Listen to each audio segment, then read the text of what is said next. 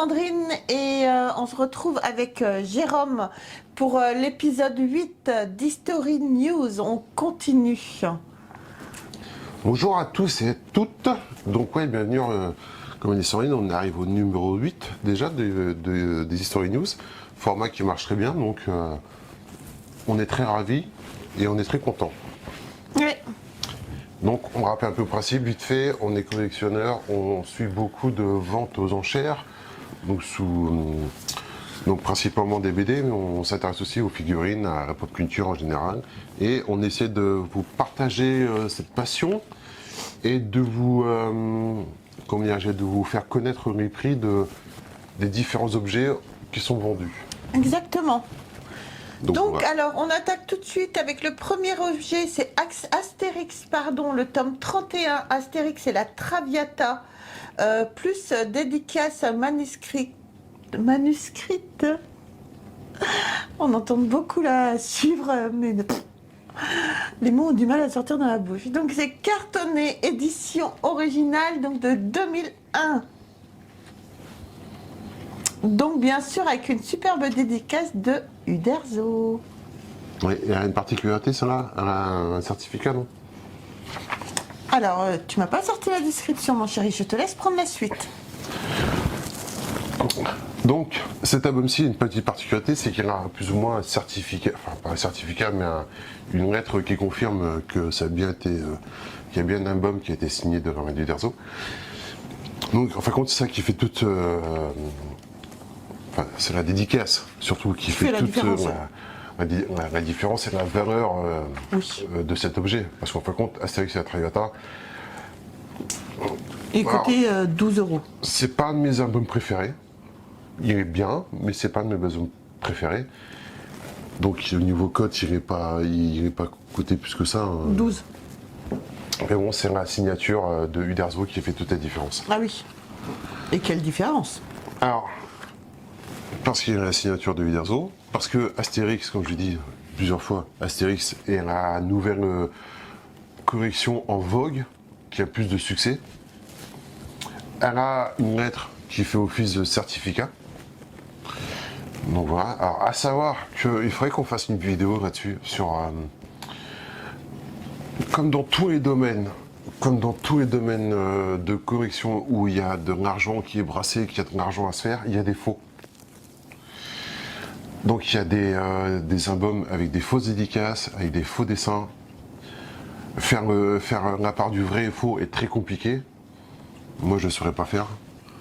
Donc c'est vrai que quand on a des petits certificats, des petites preuves comme ça, c'est vrai que c'est quand même assez réconfortant. Et là, il s'est vendu à... Alors, il s'est vendu à 231 €. Voilà. C'est la... Oui, comme on disait, c'est la signature de Uderzo qui fait ça, quoi. Ah oui, oui, puisque l'album n'est pas coté. Non. Mais bon, voilà. Après, on enchaîne avec... Ensuite, on enchaîne avec Corto Maltese, donc statuette Faribol de 30 cm de 2006. Magnifique figurine de Corto Maltese en résine de chez Faribol, sculptée par Alan Fica en 2006. Emballage d'origine et en très bon état. Alors, figurine que j'ai sélectionnée, enfin que j'ai mis dessus, que j'ai sélectionné. Corto Maltese, je connais pas du tout. Non. Je connais le nom, je connais un peu l'univers, mais on n'a aucun album de Corto Maltese pour l'instant. Mais je sais que c'est une série qui est très cotée, qui est très appréciée des collectionneurs. Il faudra qu'un jour j'essaie de me procurer au moins une BD pour voir, pour me faire ma propre vie. Mais je trouvais la figurine superbe. Ouais. La pose est super sympa avec les bras ouverts, la veste marin ouverte. Très très belle réalisation. Je trouvais que c'était vraiment une figurine vraiment superbe. Superbe et d'une grande hauteur, 30 cm. Ouais, quand même. Hein. C'est normalement, on est plus sur des hauteurs de 20 à 25. Et non, je trouve que c'est une figurine qui a beaucoup de prestance. Ouais. Très très belle. Et la prestance se vend à combien? 560 €. On pourrait dire que c'est cher, mais honnêtement, pour une figurine de 30 cm, et pour avoir une finition qui m'a l'air vraiment assez exceptionnelle, le prix ne me chagrine pas plus que ça. Ouais. Non. Non, je la trouve jolie, moi. Je la trouve jolie. Ouais, elle est magnifique. Ouais. Allez, on enchaîne. Ensuite, donc, on enchaîne avec l'univers de Jérôme, l'univers des canards. Si tu fais quoi, je t'en mets une. Coin, coin. Parfois, je lui fais une petite danse des canards, il adore.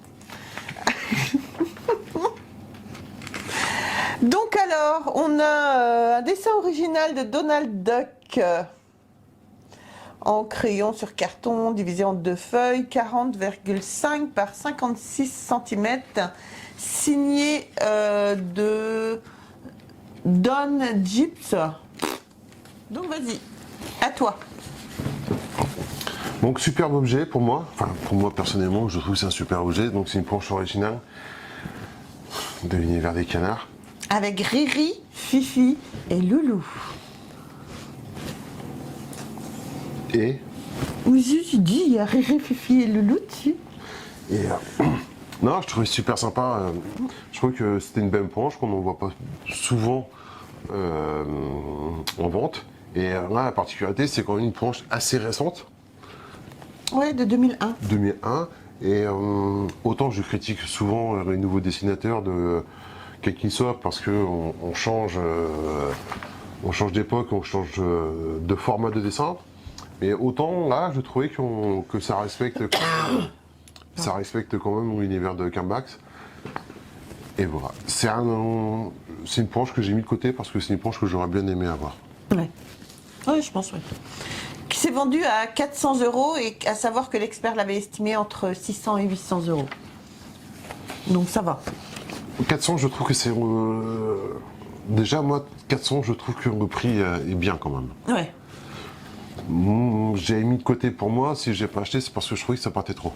Ouais, Mais tu vois, tu peux être raisonnable quand tu veux, mon chat, sans moi. Mais encore une fois, très très bel objet de collection, de décoration. On a une figurine Star Trek de Monsieur Spock. Alors, figurine à l'échelle 1/6. Voilà, la figurine n'est pas très vieille, elle est de 2022. Voilà. On n'a pas la marque du fabricant ou Alors, film type année couleur, millésime, marque Exo6. Personnage Spock, ça tout le monde l'aura deviné. Hein. Voilà. La marque, ouais, c'est Exo6. Pardon. Donc bien sûr, figurine que j'ai mis à suivre parce que moi je suis un fan de la première génération Star Trek. Ouais. D'ailleurs, il y a une nouvelle série Star Trek qui est sortie, qu'on a regardé, là, où on revient un peu sur la première série sans tout à fait copier. Génial. Ouais, pas mal. Pas mal. Pardon. Donc là, la figurine de Spock, j'ai trouvé super sympa, bien réalisée. Ouais. Moi, je suis moins fan parce que moi, je préfère Spock. On va dire plus jeune, sans la barbe et avec le costume officiel de la série, si on veut. Mais bon, voilà, c'est pas des figurines qu'on voit tous les jours. Je trouvais qu'elle était assez sympathique pour passer dans un History News. Oh, quelle chance, monsieur Quelle Spock, chance. vous avez. Et elle s'est vendue à 161 €. À savoir qu'elle était estimée entre 180 et 250. Voilà. Mais non, je trouve que c'est une très belle figurine. Ouais, franchement, elle est très sympa. Même moi, je la trouve sympa. Que dire Que dire de plus? Que dire de plus? Non, mais Spock, c'est un personnage quand même assez charismatique, qui a une certaine prestance quand même de l'univers de Star Trek. Ah oui, bien sûr. Donc voilà. Ensuite, on passe à une bande dessinée. Vous avez Michel Vaillant, le tome 55, une histoire de fou, plus une double dédicace, superbe dédicace, comme vous pouvez le voir. Michel Vaillant, donc le numéro 55 en édition originale, très bon état.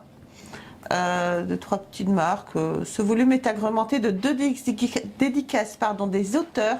Vous avez Jean Graton et Guillaume Lopez. Alors Michel Vaillant, c'est une série qu'on fait. C'est pas la série où je suis le plus acharné pour compléter la collection. Non. Mais parce qu'en fin de compte, donc il faudra quand même qu'on fasse une vidéo là-dessus. Donc Michel Vaillant, pour ceux qui ne connaissent pas, ça se passe dans le monde automobile, des courses automobiles. Je trouve que Jean Graton est vraiment très fort pour avoir créé un univers là-dedans, dans ce monde-là.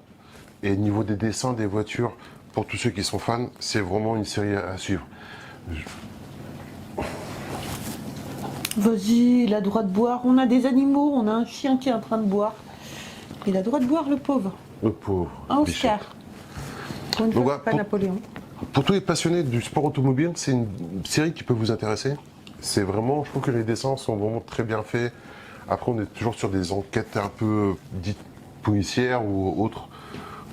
Un peu genre Ricochet, quoi. C'est pas tout à fait pareil, chérie. C'est pas tout à D'accord. fait pareil. Mais voilà, moi j'aime. Alors malgré que je suis pas fan de sport automobile plus que ça, j'aime beaucoup Michel Vaillant. On en a quand même pas beaucoup d'exemplaires. Quand même. Ouais, j'ai pas lu. On a quand même beaucoup d'exemplaires. On les a pas tous, mais voilà. Hein? Ça m'attire pas. Parce que t'es une fille, chérie. C'est ça, c'est parce que je suis une fille. Si on peut le dire. Mais voilà, les dédicaces sont superbes. Ouais. Donc, tome-là s'est vendu donc avec les dédicaces 320 € et la cote BDM pour l'album est de 12 €. Oui, mais là, bon, là, t'as quand même une double dédicace. Oui, oui, magnifique. Oui. Ah oui, la dédicace est magnifique, ça. Il n'y a aucun problème. Ensuite, quelque chose que j'aurais vraiment voulu avoir, mais moi je suis pas sur des sommes super folles comme Jérôme.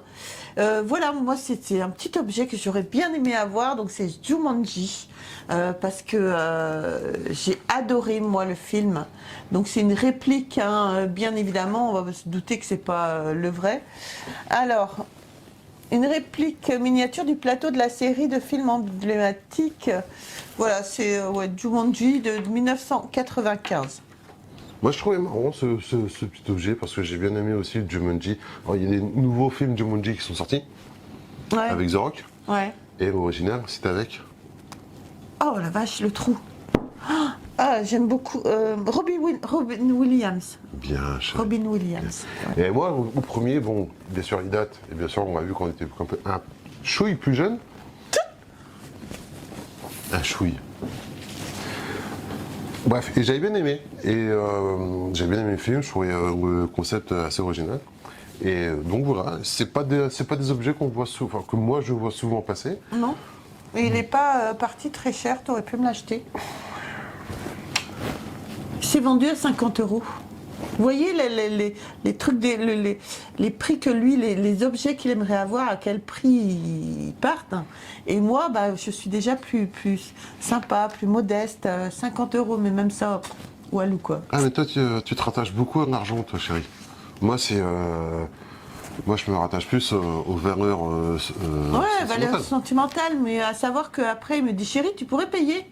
Ouais, et là c'est moi qui vois l'argent en fait. Oui mais toi Excuse-moi. tu es trop terre à terre, trop t'achètes ton portefeuille. Oh, putain. C'est surtout au tien que je suis attachée. Aussi. Aussi.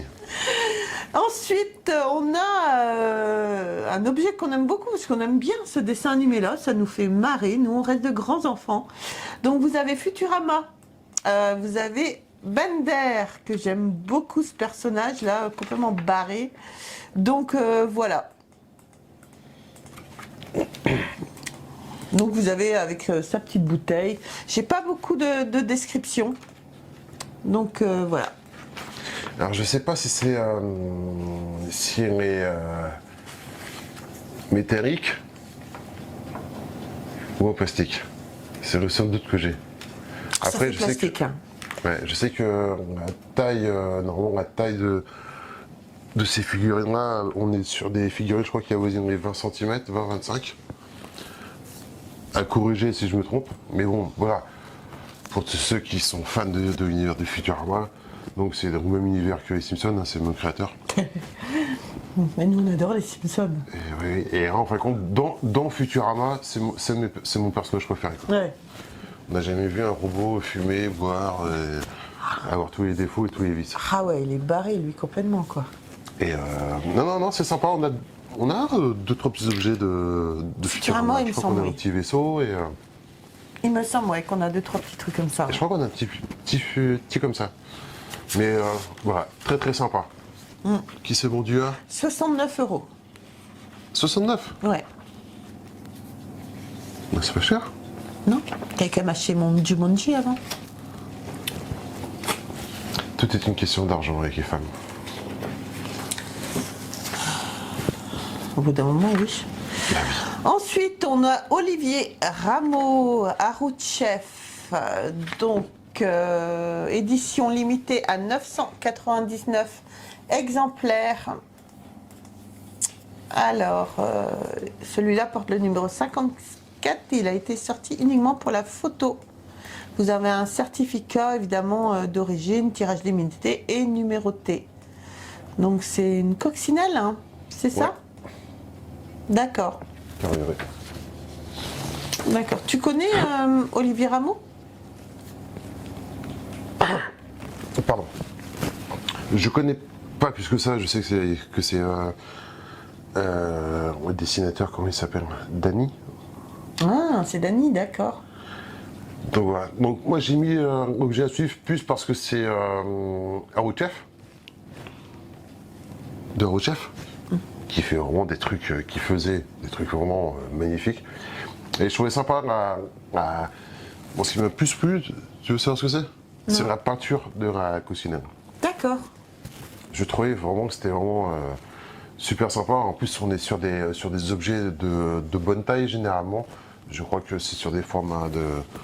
Il n'y a pas la Non, taille. j'ai pas la taille. On m'a pas pris assez la description. Mais bon, si on est sur le même format que par exemple que sur un Tintin, sur la voiture de Tintin d'Aroutchef qu'on a fait dans une ou deux. Dans une des spéciales Tintin, on était sur des tailles à peu près 25-30 cm. Donc ce sont des jolis formats pour des figurines comme ça. Et puis bon, ouais, c'est sympa, on a les deux personnages, on a un conducteur, on a sa compagne, et on a un petit item, je sais pas comment on peut dire, c'est un item, le petit lion, qui vient par derrière. L'ensemble est super sympa, c'est Aroutchef, c'est coté, c'est numéroté, c'est très dur à en trouver. Et ça se vend 370 €. J'aurais presque tendance à dire que c'est pas si cher que ça. Peut-être parce qu'on n'est pas sur des sous des licences comme Tintin autre. Mais très très belle figurine, très très belle réalisation. Après on enchaîne avec Goldorak. Ensuite, vous avez comment il s'appelle, Actarus dans son cockpit. ouais. Donc la figurine est de 2006 et il y a malheureusement pas la boîte Ouais. et les dimensions environ 20 cm. Ouais. Alors, je pensais que c'était une figurine qui était plus vieille que ça. Moi qui suis fan de Goldorak, comme beaucoup de monde le sait, qui est quand même quelques figurines de Goldorak, je crois que c'est celle qui me manque le plus. C'est celle que j'ai pas, c'est celle que je voudrais avoir le plus. Ouais, c'est pas la première fois qu'on la voit. Et c'est là j'avais mis à suivre pour moi. Et en fin de compte, il y a deux choses qui ont fait que je n'ai pas acheté, c'est qu'elle n'a plus sa boîte d'origine. Et je trouvais que les coureurs de Actarus, du costume, alors je sais pas si c'est l'effet des photos qui fait ça, mais Ouais. bref, le visuel qu'on a, Il fait des lavés. il fait quand même passer. Ouais, Dû être explosé. Si ça se trouve, la figurine est explosée au soleil, choses comme ça. bien sûr. Et c'est con parce que qu'est-ce que j'ai envie d'avoir cette putain de figurine. Mais je l'aurai un jour. Il faut... Je l'aurai un jour, je l'aurai. Non, mais. On regardera la télé. Ouais. Mais une chose qui est propre à tous les collectionneurs, à beaucoup de collectionneurs, c'est la patience. Ouais.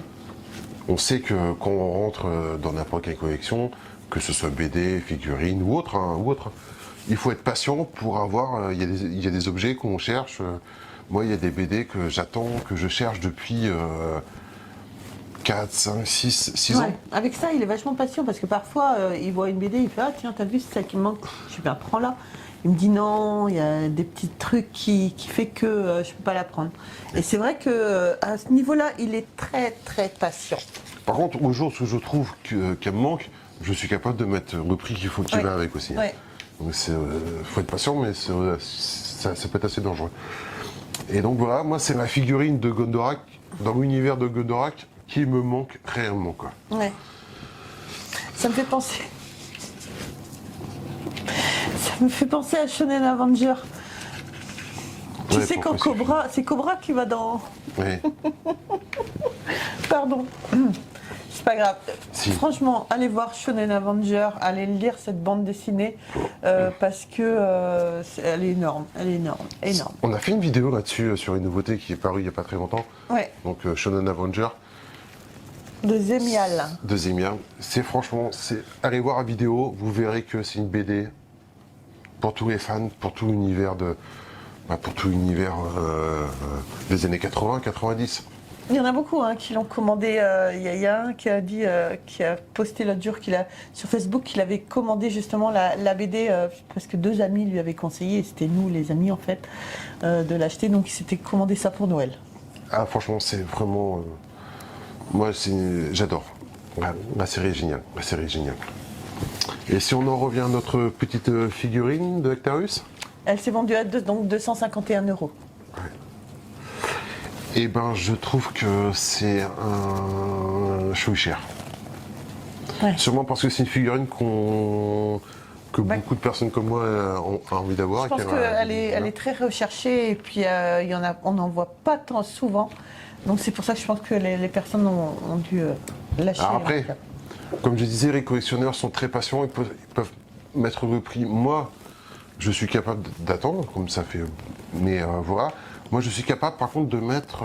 ça a été vendu combien? 250? Ouais, 251. Moi, je vais être capable de mettre d'aller jusqu'à 300. Voire plus. Voire un chouï plus pour l'avoir dans son état, dans sa boîte d'origine, tout ça. Ouais, je pense que tu serais prêt à aller jusqu'à 400, 450. Non. Oh si, Non. pour une figurine comme ça. Si elle est nickel dans sa boîte d'origine. 300, je pense que j'irai jusqu'à 300. Ouais. Oh, c'est bien mon chat. Très bien. Toi aussi, quelqu'un en envoie une à 300, en bon état. Ils vont pas t'entendre. Mais si, je mettrai des gros commentaires. Bref. Et on arrive au dernier. Voilà, on arrive au dernier objet. Donc vous avez mon personnage à moi que j'adore. Donc c'est Hulk. Donc Belle Original, The Incredible Hulk, numéro 181. Donc la première apparition de Wolverine complet. Très bel exemplaire de qualité moyenne. Bon, ça faut savoir s'il est très bel exemplaire ou de qualité moyenne. Donc voilà, je n'ai pas l'année. Je n'ai pas l'année. Moi, je l'ai plus en tête, on mettra la date, Ouais. la date en dessous.